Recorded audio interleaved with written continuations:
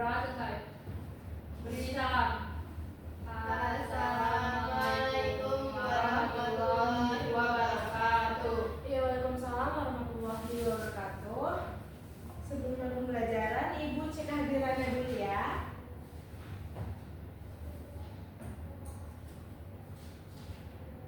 Sukma, Hadir Bu. Pinky, hadir Bu. Amel, Baby, Hadir Bu. kok ini sepertinya sedang lemas semua ya? Apa karena udah siang nih? Ini Bu. Ya ampun, udah pada istirahat, udah makan juga. Gimana kalau kita tepuk semangat ini? Bisa ya tepuk semangat, bisa dong. Biar kita semua semangat. Materi yang disampaikan juga sampai ke kita. Ayo semua berdiri, boleh berdiri, dibantu. Ayo, Sukma, dibantu teman-teman berdiri. Ayo, berdiri apa ya berdiri? Semua dipimpin ya, tepuk semangat, bisa kan? Saya Bu. Iya, ayo 1, 2, 3. Tepuk semangat. Bang, semangat. Masya Allah, udah semangat banget ini ya. Belajar harus semangat ya semuanya. Ya Ibu. Ya, baik. Hari ini Ibu yang menyampaikan materi. Materi minggu lalu ada yang tahu nggak ini apa? Cerita. Cerita apa coba? Cerita pendek. Cerita inspiratif. Iya benar. Ada yang tahu nggak inspiratif itu apa? Inspiratif itu cerita yang memotivasi atau memberikan kita inspirasi, Bu. Iya benar sekali, Pinky. Terima kasih tepuk tangan buat Pinky. Ya, inspiratif itu cerita yang menginspirasi ya. Artinya tuh dari kisah hidupnya, kemudian perjalanan hidupnya itu semua menginspirasi di kehidupan kita gitu ya. Ya Ibu. Baik, jadi kemarin kita kan sudah membahas cerita inspiratif gitu. Pastinya sudah tahu ya pengertiannya apa? Ya Ibu. Gimana? Ya, ini dia. Teks cerita inspiratif adalah tertulis dalam bentuk tertulis digunakan sebagai media untuk mendapatkan ide atau gagasan yang dapat menambah semangat dalam mencapai tujuan diharapkan. Kan contohnya seperti ini. Ketika kita membaca teks inspiratif yang sangat pencapaiannya luar biasa, kita akan termotivasi. Kita akan terus bersemangat ingin seperti dia. Oh, aku pengen nih kayak gini. Oh, aku pengen kayak itu. Pasti kayak gitu kan. Nah, itu termasuk contoh inspiratif. Manfaatnya apa? Untuk motivasi, semangat, dan rasa percaya diri kita itu meningkat gitu ya. Sering-sering nih kalian baca teks inspiratif nih ya. Ya Ibu. Ya. Nah, ini ciri-ciri teks inspiratif. Sukma boleh menyebutkan satu apa ya? Tema. Dijelaskan bagaimana? Tema itu sesuai dengan. Iya, mungkin Pinky bisa dibantu temannya. Jadi tema itu seperti bentuk tulisan teks cerita yang inspiratif, terus dapat kita kembangkan dari satu tema tertentu menjadi kisah inspiratif yang menarik, Bu. Iya betul. Jadi tema ini tuh awalan yang bisa kita kembangkan menjadi menarik seperti itu ya. Nah selain tema ini, inspiratif ini pasti berasal dari kisah nyata, dari kehidupan sehari-hari kita, diadaptasi dari kisah nyata. Ini pasti dari kita semua ini mempunyai kisah inspiratifnya masing-masing pasti ya kan? Ya Bu. Iya. Ya kemudian judul nih. Nah di tes inspiratif ini judul tuh pasti sangat penting karena itu memudahkan pembaca untuk mengidentifikasi informasinya seperti itu ya. Baik. Nah ciri-ciri selanjutnya ini memiliki alur yang menarik. Mengapa memiliki alur yang menarik dalam teks inspiratif? Karena ketika kita membaca suatu teks, ketika kita membaca suatu buku, kalau misalnya alur itu menarik, kita bakal tertarik sampai habis membacanya. Benar tidak? Benar, Ibu. Iya. Jadi itu cerita itu dari urutan tokohnya, dari urutan perjalanan hidupnya itu akan membuat kita terkesan dan akan membuat semangat membacanya gitu. Ya Ibu. Kemudian nih, iya semua bagus. Ya terus ada bersifat naratif. Nah bersifat naratif ini ada yang tahu nggak artinya apa? Iya Pinky ini semangat sekali loh Iya, belajar. iya. Ya bagaimana? Jadi kalau yang bersifat naratif itu dia menguraikan urutan kejadian suatu peristiwa, Bu. Salah satunya tuh bisa dibuktikan dengan adanya alur cerita. Iya benar. Jadi cerita naratif ini menguraikan gitu ya urutan kejadiannya, dari perjalanannya, dari awal kehidupannya itu seperti apa yang nantinya akan menjadi alur cerita, begitu ya. Baik, ciri selanjutnya nih ada tokoh inspiratif yang diceritakan. Pastinya di teks inspiratif ini ada tokohnya dong. Tidak mungkin kita hanya menceritakan kejadian-kejadiannya, masa lalunya, masa depannya, tapi tidak ada tokoh yang terlibat gitu. Jadi tokohnya ini dijadikan sebagai sumber inspirasi, sumber teladannya. Ada yang bisa mencontohkan nggak sumber teladan kalian siapa? Motivasinya? Tokoh terpenting? Pak B.J. Habibie. Iya benar. Jadi kan Pak B.J. Habibie ini pasti punya sesuatu mempunyai teladan yang kita Seperti kita ambil. iya benar Feby gitu ya.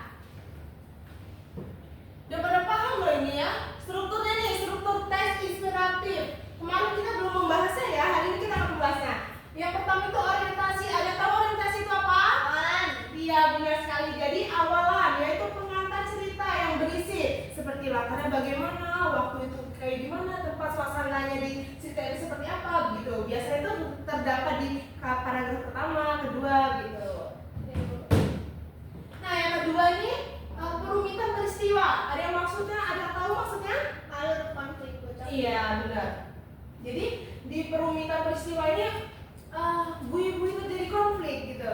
Jadi dari kisah tokoh itu perkenalannya ada muncul nih konflik-konflik sedikit gitu ya, akan nanti mengantar ke komplikasinya begitu.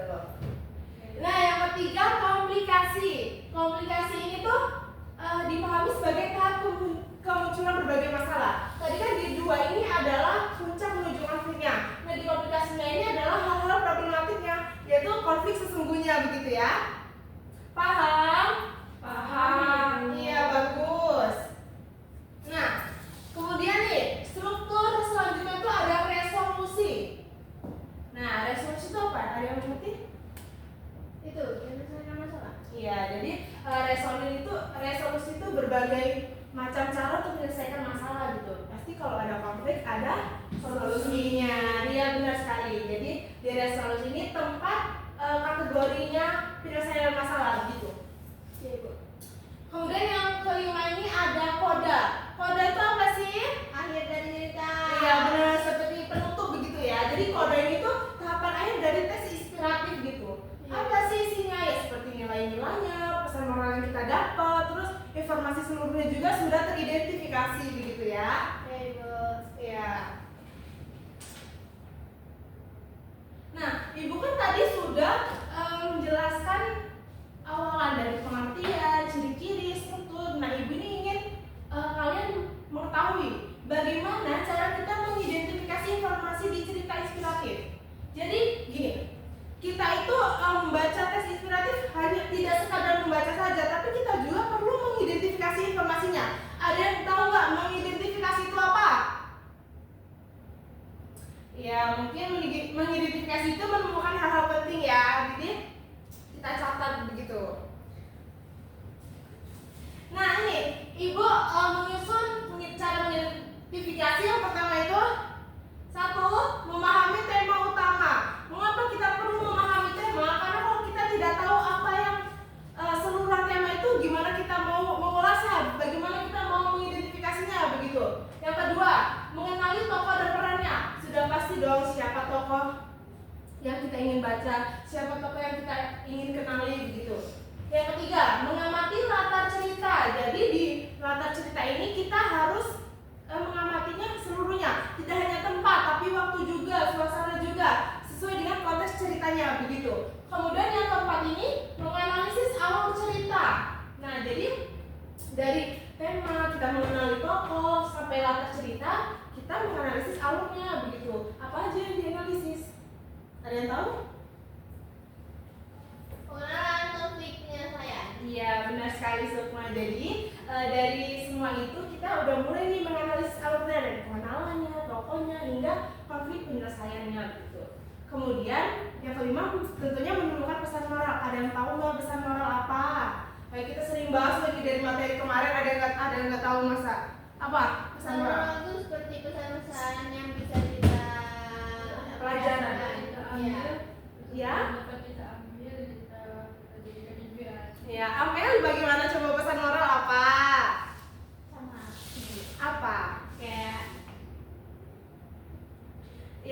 pesan moral itu hal-hal pelajaran yang dalam kehidupan yang kita dapatkan dari tes itu, begitu ya. Harus paham semua nih ya, Amel juga ya. Oke, Bu.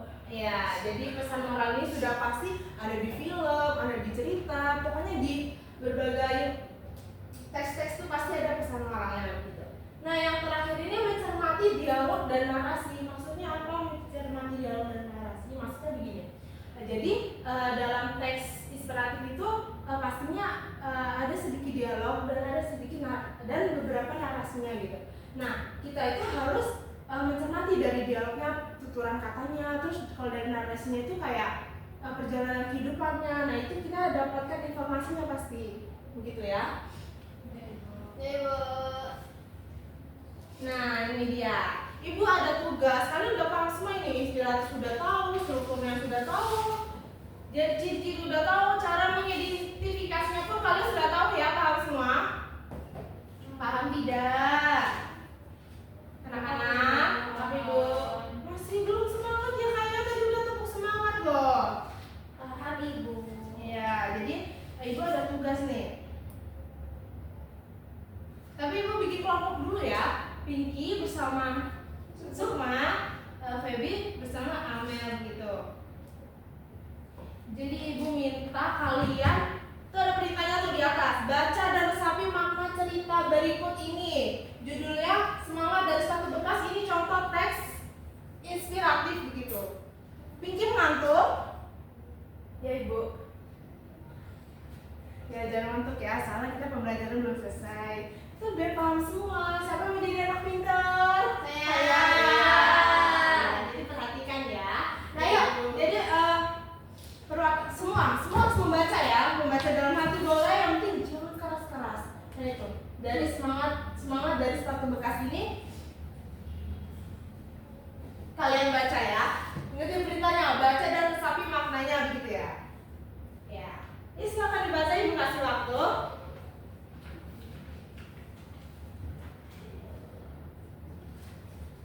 Kalian habis ini ada kelas lagi atau bagaimana? Ada, Bu.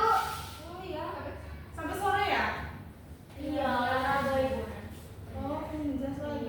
Semangat gitu kalau udah olahraga begitu ya. Iya, Ibu.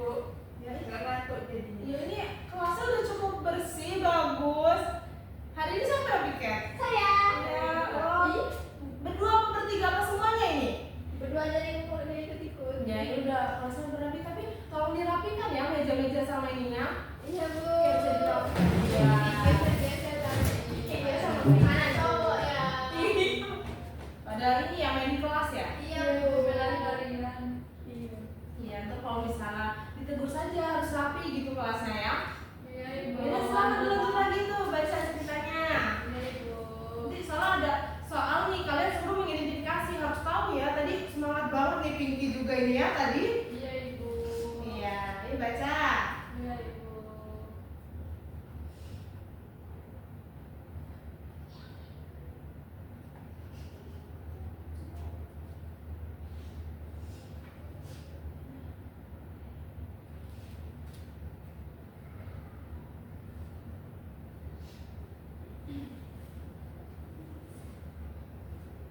Sudah belum membacanya? Sudah. Baik. Sudah diresapi maknanya? Sudah. Nih, Ibu ada pertanyaan identifikasi. Amel diperhatikan ya kalau misalnya kalian ingin menjawab pertanyaan nih. Amel juga kan diskusi kelompok. Nah nih, pertanyaan identifikasinya. Yang pertama, kesan apa yang kamu dapatkan setelah membaca tulisan tersebut? Ayo setelah membaca ini. Ya kelompok Amel. Ya, jadi kesan yang didapatkan dalam cerita ini sangat menginspirasi dan membuka hati kita Ibu. Iya. Nah, jadi contohnya itu Kartininya di dalam teks itu Dina adalah sosok yang tangguh, menunjukkan semangat belajar yang tinggi meskipun berada dalam keterbatasan. Keberhasilannya menjadi bukti bahwa tekad dan kerja keras mampu mengatasi segala rintangan.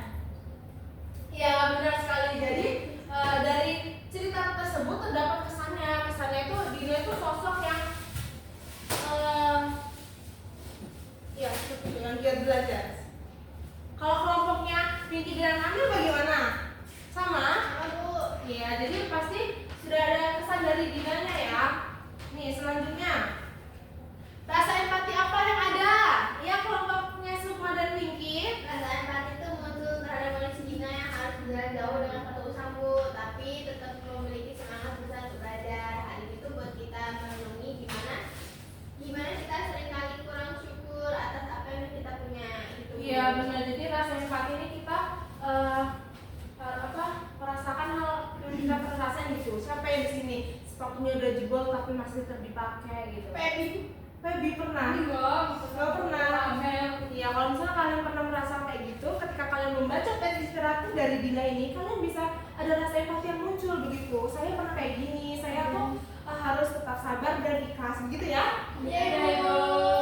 Bagus semua loh jawaban kalian ini.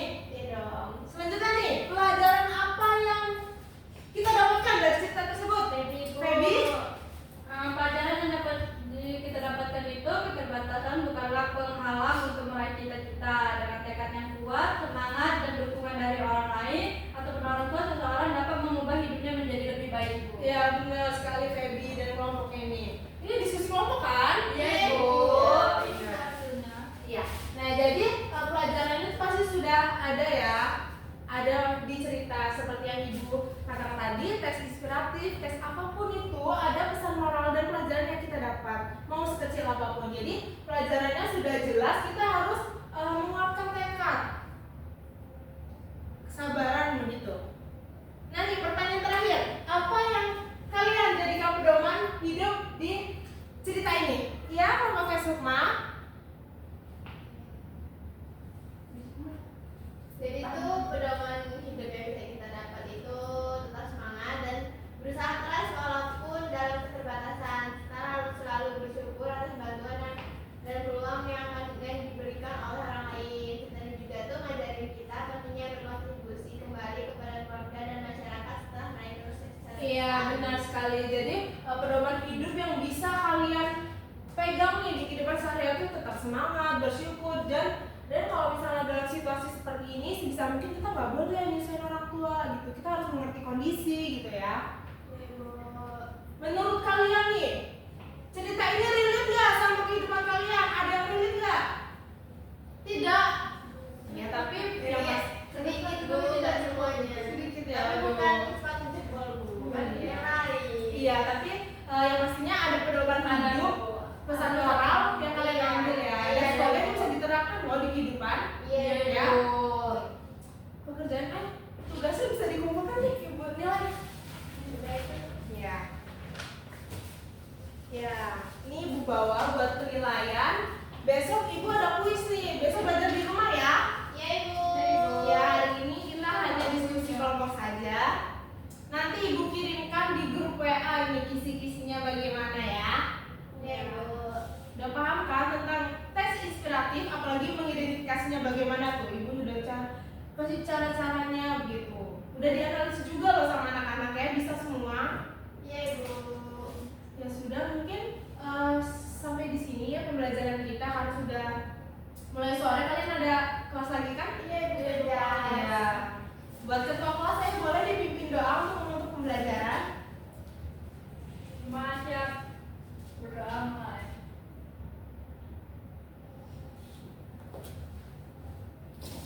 Berdoa berita. Wassalamualaikum warahmatullahi wabarakatuh. Waalaikumsalam warahmatullahi wabarakatuh. Anak-anak jangan lupa belajar di rumah karena